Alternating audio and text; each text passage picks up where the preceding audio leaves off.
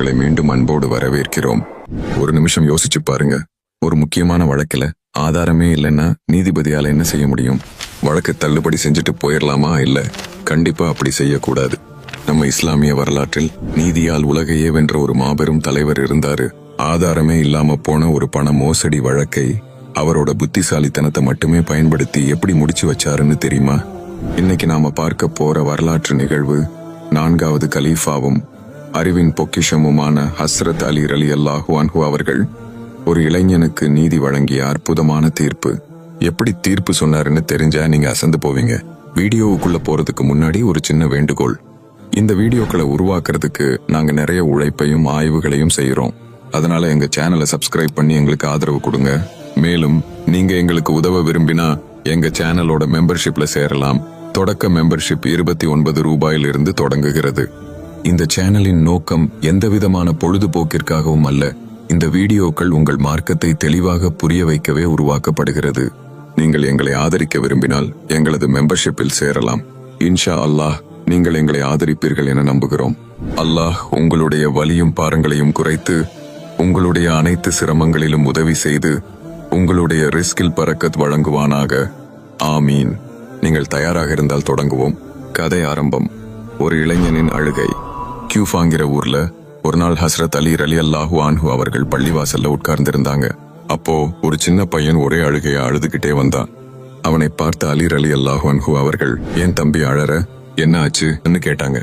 அந்த பையன் சொன்னான், யா அமீருல் முஃமினீன், நான் அப்பா செத்து போனதை கேள்விப்பட்டு அந்த சடங்குக்காக போற வழியில என்னோட பணத்தை என் கூட வந்த பயணத்தோழர்கள் 3 பேர்கிட்ட பாதுகாப்பா கொடுத்தேன்.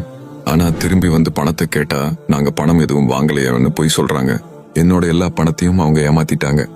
பையனோட அழுகையை பார்த்த அலி ரலியல்லாஹு அன்ஹு அவர்கள் உடனே அந்த 3 பயணத்தோழர்களையும் அந்த இளைஞனையும் கூட்டிக் கொண்டு அங்கிருந்த நீதிபதி காஜி ஷுரைஹ் கிட்ட போனாங்க. நீதிமன்றமும் அதிர்ச்சி தீர்ப்பும் விசாரணை ஆரம்பமாச்சு. காஜி ஷுரைஹ் அந்த 3 பேர்கிட்டையும் கேட்டாங்க.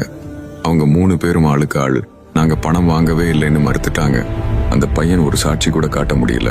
அதனால காஜி ஷுரைஹ் வேற வழியே இல்லாம, தம்பி நீ சொல்றதுக்கு ஆதாரம் இல்ல, உனக்கு நியாயம் கிடைக்காதுன்னு சொல்லி வழக்க முடிச்சிட்டாரு.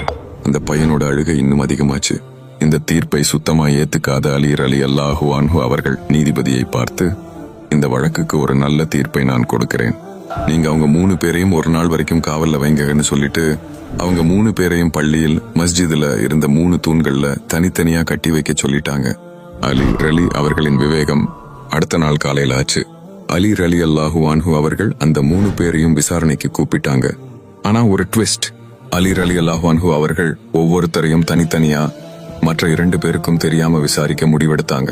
முதல்ல ஒரு ஆளை உள்ள கூப்பிட்டு, நீ யாரு, எங்க கிளம்புன, உன்னோட நண்பர்கள் யாரு, நீங்க எங்கெல்லாம் தங்குனீங்க, பணம் எங்க இருந்துச்சு, அதை என்ன பண்ணீங்க, இன்னும் வரிசையா ரொம்ப டீட்டெயிலா நிறைய கேள்விகளை கேட்டாங்க. அந்த ஆள் பதில் சொல்லி கொண்டிருக்கும் போதே அங்கிருந்த காவலாளியை அழைத்து அவன் சொன்ன ஒவ்வொரு வார்த்தையையும் அப்படியே எழுத சொல்லிட்டாங்க.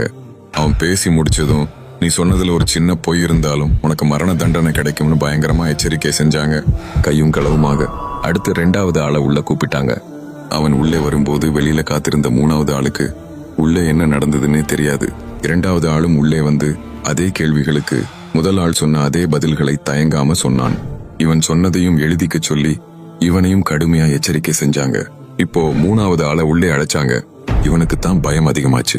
முதல் 2 பேரும் என்ன சொன்னாங்கன்னு தெரியாததால பதட்டத்துல பேச ஆரம்பிச்சான்.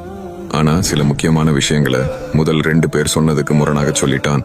உடனே அலி ரலியல்லாஹு அன்ஹு அவர்கள் அவனை பார்த்து, சத்தியத்தை சொல்லு, இல்லன்னா மரணம் தான் உனக்கு தண்டனை ஆன்னு கர்ஜிச்சாங்க. பயந்து போன 3வது ஆள் தானும் தன் நண்பர்களும் சேர்ந்து அந்த பையனோட பணத்தை ஏமாத்தினதையும் அதை யாருக்கும் தெரியாம ஒரு இடத்துல புதைச்சு வச்சுட்டு வந்ததையும் ஒத்துக்கிறான். நீதி வென்றது. பார்த்தீங்களா, ஹஸ்ரத் அலி ரலியல்லாஹு அன்ஹு அவர்களின் புத்திசாலித்தனம். அந்த பையனின் பணத்தை அவர்கள் எங்கே புதைத்து வைத்திருந்தார்கள் என்று கேட்டு அந்த பணத்தை இளைஞன் கிட்ட திரும்பவும் ஒப்படைச்சாங்க. இளைஞன் சந்தோஷத்துல துள்ளி குதிச்சான். ஒரு சாட்சியும் ஆதாரம் இல்லாம 3 பேரையும் தனித்தனியா விசாரிச்சு அவங்க சொன்ன பதில இருந்த சின்ன வித்தியாசத்தை வச்சு குற்றவாளிகளை கண்டுபிடிக்க அலி ரலியல்லாஹு அன்ஹு எவ்வளவு விவேகமா செயல்பட்டு இருக்காங்கன்னு பாருங்க. ஆதாரம். இந்த சம்பவம் அலி ரலியல்லாஹு அன்ஹு அவர்களின் நீதி நடை சம்பந்தமான ஒரு பிரபலமான வரலாற்று கதையாக சொல்லப்படுகிறது. இது பொதுவாக ஜட்ஜ்மெண்ட்ஸ் ஆஃப் ஹஸ்ரத் அலி அல்லது காசாயா அமீர் அல் முஃமினீன் என்ற பெயரில் வரும் தொகுப்புகளில் காணப்படுகிறது. அல்லாஹ் குர்ஆனில் என்ன சொல்றான்னு பாருங்க. மனிதர்களுக்கு மத்தியிலே நீங்க தீர்ப்பளிக்கும் போது நீதியோட தீர்ப்பளிக்கணுங்கிறத அல்லாஹ் உறுதியா சொல்றான். இந்த மாதிரி சுவாரஸ்யமான வரலாற்றை நம்ம கண்டிப்பா தெரிஞ்சுக்கணும். இந்த வீடியோ உங்களுக்கு பிடிச்சிருந்தா மறக்காம ஒரு லைக் போட்டுடுங்க.